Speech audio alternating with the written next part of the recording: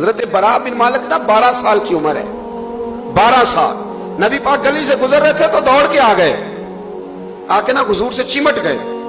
عرض کرنے لگے حضور کوئی حکم بتائیں، میرا دل کرتا ہے آپ کی بات مانوں، کوئی حکم حضور. مجمع الزوائد میں حدیث، اس ایک حدیث کے لیے نا میں کو 5000 روپے کی پوری کتاب، پوری 10 جلدیں خرید کے لایا تھا ایک حدیث کے لیے. پیاری بڑی ہے، شاندار بڑی ہے. اور میرا دل کیا، میں نے کہا جس کتاب میں ہے نا ساری کتاب ہی منگا لو. کچھ چیزیں بڑی انسان کو انوکھی لگتی ہے نا. حضرت برا بن مالک رضی اللہ، چھوٹی سی عمر ہے، حضور سے لپٹ گئے. حضور نے فرمایا بیٹے کیا ہوا؟ عرض کرنے لگے حضور کوئی حکم بتائے، میرا بھی دل کرتا ہے عمل کروں.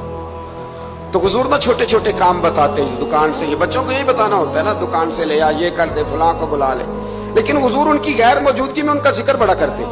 ایک دن کچھ لوگ کہنے لگے حضور بڑا ذکر کرتے ہیں پر وہ کرتا تو چھوٹے موٹے کام ہے بچہ. تو نبی پاک نے ایک دن ارادہ کیا کہ ان کو تجربہ نہ کرائیں کہ وہ پیار کتنا کرتا ہے. رسول کریم فرمانے لگے میں جو کہوں گا کرو گے؟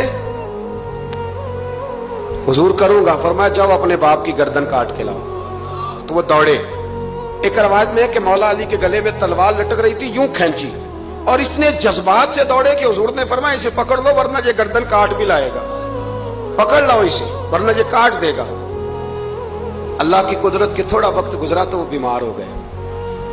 دن میں 2 مرتبہ میرے نبی پاک تیمارداری کرنے جاتے. ایک شام رسول کریم تشریف لے گئے تو حضور سرانے بیٹھے، ماتھے پہ ہاتھ رکھا تو کریم محبوب ان کے باپ کی طرف کان میں کچھ کہا ان کے والد سے. حضور ہونے لگے اور پھر حضور نے دوبارہ ماتھا چوما، پیار کیا اور چلے گئے. حضرت برا بن مالک چھوٹی عمر تھی.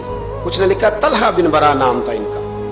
تو حضرت طلحہ بن برا نا اپنے ابا کو قریب بلایا اور چارپائی میں بٹھایا. کہنے لگے ابا جی حضور کیا فرما گئے؟ کہا بیٹا تیرے والی بات نہیں. کہا نہیں بتائیے.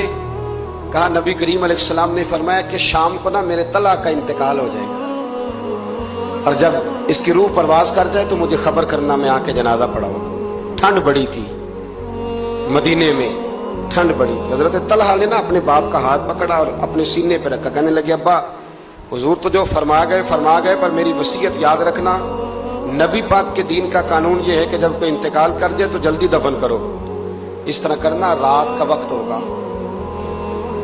جب میرا انتقال ہوگا تو فوراً غسل دے کے نا دفن کر دینا. نبی پاک کو خبر نہ کرنا، نہ بتانا. عمر دیکھو اور بات دیکھو.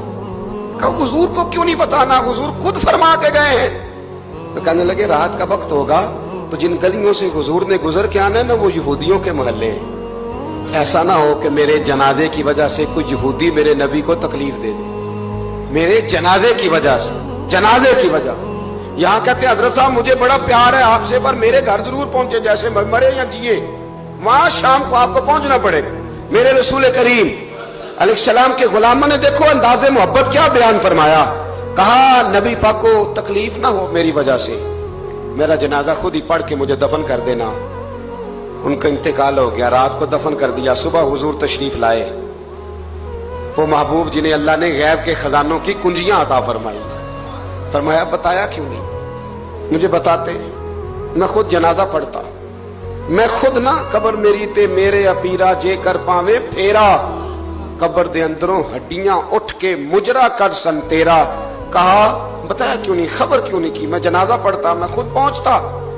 تو باپ رو پڑے. عرض کرنے لگے حضور میرا تو پتر تھا، میرے لیے اس سے بڑی سعادت کیا ہوتی کہ آپ جنازہ پڑھاتے. پر اس نے وصیت کر دی کہ حضور کو بتانا نہیں، تکلیف ہوگی. نبی کریم فرمانے لگے بتاؤ مجھے اس کی قبر کہاں ہے. اور یارو غور کرنا، ساری دنیا گنبد خضرا روضہ رسول پہ اور نبی پاک ایک غلام کی قبر پہ تشریف لے گئے. خود نبی کریم گئے اور آج حضور نے دعا انوکھی فرمائی.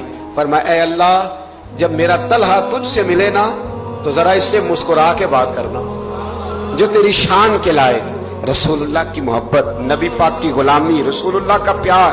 اعلیٰ حضرت کہتے جان ہے عشق مصطفیٰ، روز فضو کرے خدا. او بھائیو جس کو ہو درد کا مزہ وہ نازے دوا اٹھائے کیوں.